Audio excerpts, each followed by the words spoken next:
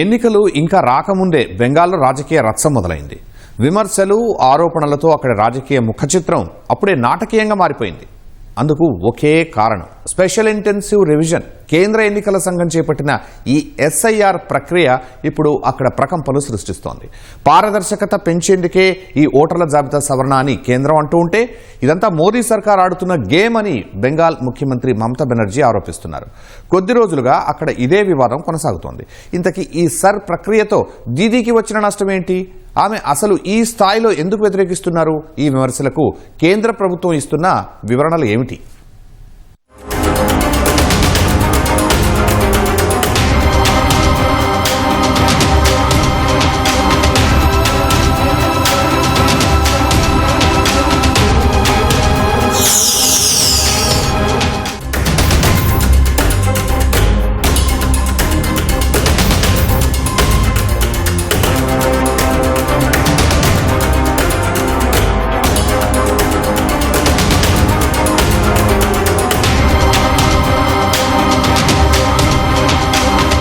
నన్ను లక్ష్యంగా చేసుకుంటే మీ పార్టీ పునాదులే కదిలిపోతాయి. పశ్చిమ బెంగాల్ ముఖ్యమంత్రి మమతా బెనర్జీ చేసిన ఈ వ్యాఖ్యలు సంచలనమయ్యాయి.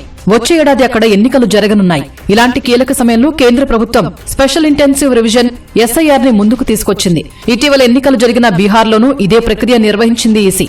అప్పుడు దీనిపై రకరకాల వాదనలు, విమర్శలు వినిపించాయి. ఇప్పుడు బెంగాల్లో ప్రక్రియ మొదలైంది. ఇది ప్రారంభమైనప్పటి నుంచి అక్కడి రాజకీయం మరింత వేడెక్కింది. మామూలుగానే కేంద్రంపై తరచూ ఘాటైన విమర్శలు చేసే దీదీ ఇప్పుడు ఈ ఓటర్ల జాబితా ప్రత్యేక సమగ్ర సవరణపై ఇంకాస్త ఎక్కువగానే మండిపడుతున్నారు.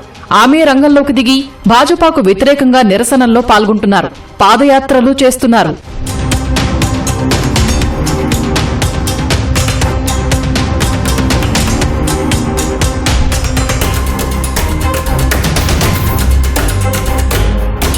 మమతా బెనర్జీ చేసిన మరో ఆరోపణ గురించి కూడా ఇక్కడ చెప్పుకోవాలి.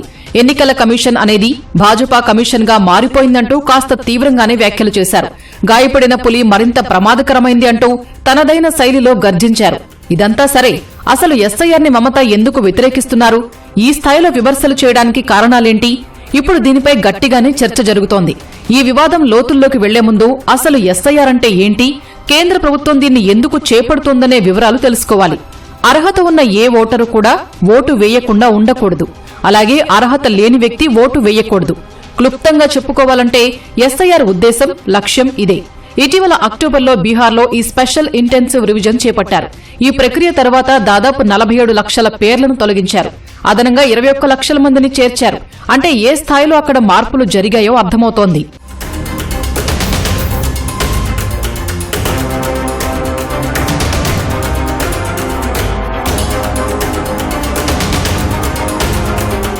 ఎస్ఐఆర్ అంటే ఓటర్ల జాబితాను సవరించటం, అంటే చల్లని ఓట్లను పూర్తిగా తొలగించటం.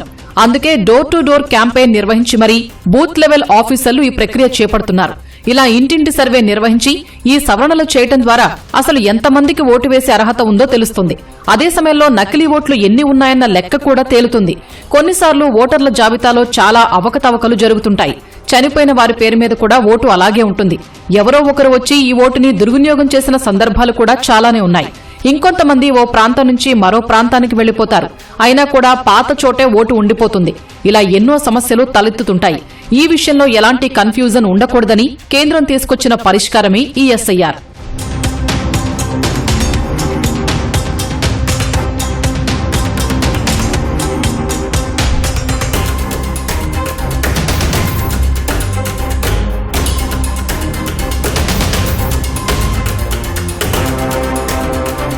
ఎంపిక నెంబర్తో మొబైల్ నెంబర్ని జత చేర్చి ఆన్లైన్లో ఫామ్ సబ్మిట్ చేయాల్సి ఉంటుంది. ఇలా చేయటం వల్ల ఓటర్ల జాబితా విషయంలో పారదర్శకత, జవాబుదారీతనం పెరుగుతుందని కేంద్రం చెబుతున్న విషయం. ముఖ్యంగా ఎన్నికల ప్రక్రియలో ఎలాంటి మోసాలు జరగకుండా అడ్డుకోవచ్చని అంటోంది. ఇదంతా కేంద్రం వర్షన్. ఇక ఇదే వెర్షన్ ని బెంగాల్ కి ఆపాదించి చూస్తే ఇంకాస్త లోతుగా చర్చించాలి. ఎప్పటి నుంచో బెంగాల్ అనగానే కేంద్రం ఓ వాదన తీసుకొస్తుంది. అదేంటంటే అక్రమ వలసదారులు ఎక్కువైపోయారని. పొరుగున ఉన్న బంగ్లాదేశ్ నుంచి చాలా మంది బెంగాల్ కి అక్రమంగా వచ్చి ఆశ్రయం పొందుతున్నారన్న వాదన ఎప్పటినుంచో ఉంది. ఈ సమస్యను పరిష్కరించడానికే కేంద్రం సీఏఏ అమలుకు సిద్ధమైంది. అయితే అప్పుడు కూడా మమతా బెనర్జీ తీవ్రంగా వ్యతిరేకించారు. అల్లర్లు జరిగాయి. ఫలితంగా వెనక్కి తగ్గాల్సి వచ్చింది.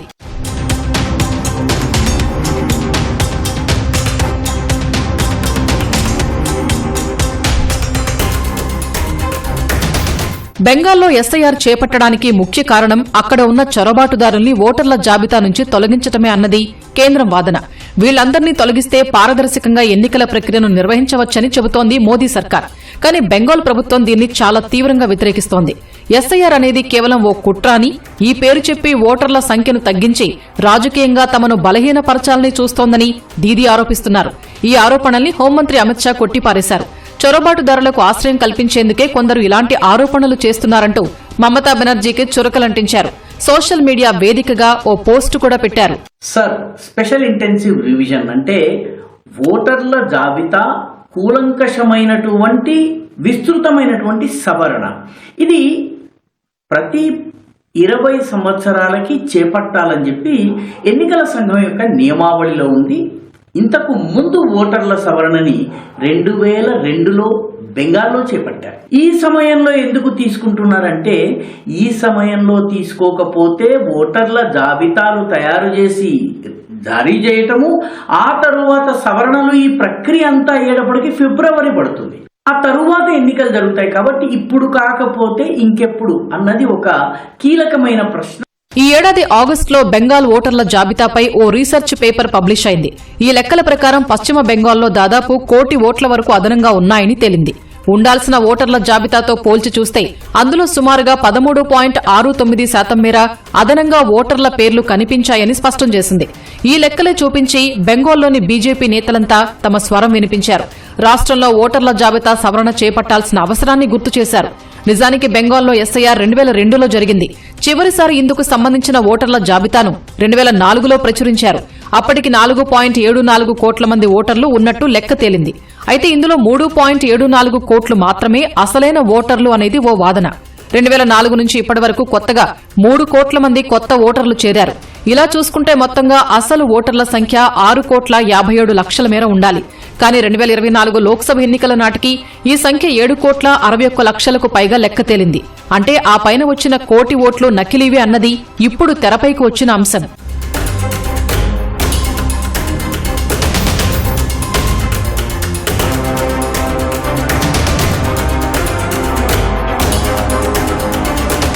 బెంగాల్లో 20 ఏళ్లలో జనాభా పెరుగుదలని పరిగణనలోకి తీసుకుంటే ఓటర్ల సంఖ్య 6 కోట్లకు కాస్త అటు ఇటుగా ఉండాలి. కానీ ఇది 7 కోట్లకు మించి ఉండడమే అనుమానాలకు దారితీస్తోందని ఒకప్పుడు బెంగాల్లో చీఫ్ ఎలక్టోరల్ ఆఫీసర్గా పనిచేసిన జవహర్ సిర్కర్ తేల్చి చెప్పారు. ఈ స్థాయిలో లెక్కలో తేడా రావటం వల్లే బెంగాల్లో ఎస్ఐఆర్ ప్రక్రియ నిర్వహిస్తోంది ఎన్నికల సంఘం. సాధారణంగా ఓటర్ల జాబితాలో తప్పులు జరగడానికి 2 కారణాలుంటాయి. చనిపోయిన వాళ్ల ఓట్లు ఉండిపోవటం లేదా నకిలీ ఓటర్ల పేర్లు ఉండటం. ఇక రెండో కారణం అర్హత ఉన్న వారిని తొలగించటం. ఇక్కడే అసలు మెలిక ఉంది. బెంగాల్ ముఖ్యమంత్రి మమతా కూడా ఈ విషయంలోనే వ్యతిరేకిస్తున్నారు. ఒకవేళ కేంద్రం కావాలని అర్హత ఉన్న ఓటర్ల పేర్లను తొలగిస్తే అప్పుడేం చేయగలమని తీవ్ర ఆరోపణలు చేస్తున్నారు. అప్పుడు ఓటు వేసే అర్హత ఉన్నవారు కూడా ఎన్నికల ప్రక్రియకు దూరంగా ఉండాల్సి వస్తుందేమో అన్న అనుమానం వ్యక్తం చేస్తున్నారు. మొన్నటి వరకు ఓటర్ ఐడి వాళ్ళు ఇచ్చిన ప్రభుత్వం ఇచ్చిన ఓటర్ ఐడి కూడా పనికిరాదని చెప్తే ఆఖరికి కోర్టు మొట్టకాయలు వేసిన తర్వాత వాళ్ళు ఇచ్చిన ఆధార్ కార్డుని ఈరోజు ఒప్పుకుంటున్నారు. ఇవన్నీ ఎవరు పట్టుకొస్తారు? ఎన్ని చోట్ల ఎన్ని పట్టగలుగుతారు? ఇంత హడావిడిగా చేయాల్సిన అవసరం ఏముంది? దీన్ని టైం తీసుకోవచ్చు కదా. టైం కాకుండా తొందరగా హడావిడి పడి ఎన్ని చేయడానికి అవకాశం ఎందుకు? ఇవన్నీ వీటి మీద జరుగుతున్న ఏదన్నా కానీ ఇంతవరకు సమాధానం ఇవ్వకుండా చేస్తా ఉన్నారు. దీంట్లో బీజేపీకి మొత్తం ఎస్ఐఆర్ స్పెషల్ ఇంటెన్సివ్ తీసుకుని టోటల్ గా అసలు ప్రజల యొక్క హక్కుల్ని కలరాయడానికి వన్ సైడ్ గా మొత్తం ఎలక్షన్ లో గెలవడానికి చేసే ప్రయత్నాలే అని మనకి కనబడతానే. ఇప్పుడు ఎన్నికల సంఘం చేపడుతున్న ప్రక్రియ అంతా పూర్తయి ఎస్ఐఆర్ తుది జాబితా విడుదలైతే కానీ కేంద్రం కుట్ర ఏంటన్నది బయటపడదు అని మండిపడుతున్నారు దీదీ. అటు బీజేపీ మాత్రం ఈ అదనపు ఓట్లు పోతే ఇప్పటి వరకు తృణమూల్ కాంగ్రెస్ కు వచ్చిన మెజారిటీ రాదు అని, అందుకే మమతా ఈ ప్రక్రియను వ్యతిరేకిస్తున్నారని ప్రతి విమర్శ చేస్తోంది. కొత్త ఓట్లు చేరడం, అర్హులైన వారి ఓట్లు పోవడం ఈ రెండు చాలా ముఖ్యమైన సమస్యలే అని బెంగాల్లోని బీజేపీ నేతలు వాదిస్తున్నారు. ఓట్లు తొలగించటమే పొరపాటు అంటే ఇలా అర్హత లేని వాళ్లను ఈ స్థాయిలో ఓటర్ల జాబితాలో చేర్చటం అంతకన్నా పెద్ద తప్పు అని మండిపడుతున్నారు. ఇక్కడే మరో వాదనను వినిపిస్తున్నారు. నిజంగా ఓటు హక్కు ఉన్న వాళ్లు ఓటు వేయడానికి ఆసక్తి చూపించకపోవడం అనేది పర్వాలేదు. కానీ అసలు స్థానిక పౌరుడే కాని వ్యక్తి వచ్చి ఓటు వేయడం మాత్రం అసలు సహించరాని నేరమని స్పష్టం చేస్తున్నారు బీజేపీ నేతలు. చాలా మటుకు మాల్డా, ముషీదాబాద్ ఇట్లాంటి 24 పర్గనాస్ చూస్తే పాపులేషన్ కన్నా ఎక్కువ ఓటర్లు ఉన్నారు అక్కడ. కొన్ని ప్లేసెస్లో 40%, కొన్ని ప్లేసెస్లో 60% ఓటర్స్ ఉన్నారు. ఇది ప్రాబ్లం మమతాకి. ఎందుకంటే లాస్ట్ టైం టీఎంసీకి పడింది మొత్తం ఓట్లు 2,86,000.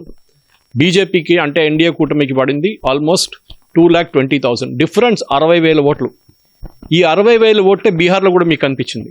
ఇట్టగిట 60,000 కన్నా 70,000 కన్నా 80,000కి వెళ్తే మమతా బెనర్జీ మెజారిటీ 2015 నుంచి కిందకి పడి బీజేపీ 65 నుంచి వాళ్ళు 77 గెలిచారు లాస్ట్ టైం.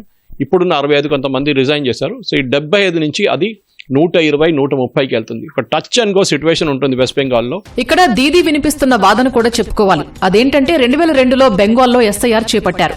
దాదాపు 2 ఏళ్ల పాటు క్షుణ్ణంగా పరిశీలించి 2004లో ఓటర్ల జాబితాను వెలువరించారు. అంటే ఈ ప్రక్రియ పూర్తి కావడానికి 2 ఏళ్ల సమయం పట్టింది. కానీ ఇప్పుడు మాత్రం ఎన్నికల సంఘం చాలా హడావుడిగా ఈ ప్రక్రియ చేపడుతోందని, మరి తుది జాబితాను ఎలా నమ్మవచ్చు అని ప్రశ్నిస్తున్నారు మమతా బెనర్జీ. కేవలం ఎన్నికల్ని దృష్టిలో పెట్టుకుని మోదీ సర్కారు చెప్పినట్టుగా ఎన్నికల సంఘం నడుచుకుంటోందని విమర్శిస్తున్నారు. ఇక బూత్ లెవెల్ ఆఫీసర్స్ ఈ ఎస్ఐఆర్ కి సంబంధించిన ఫామ్స్ పంచుతున్నారు. అయితే వీటిలో దాదాపు 14 లక్షల ఫామ్స్ అసలు వెనక్కి తిరిగి రాలేదు. అంటే వీళ్లలో నకిలీ ఓటర్లు పూర్తిగా ఇక్కడి నుంచి వేరే చోటుకు షిఫ్ట్ అయిన వాళ్లు ఉండొచ్చని అంచనా వేస్తున్నారు.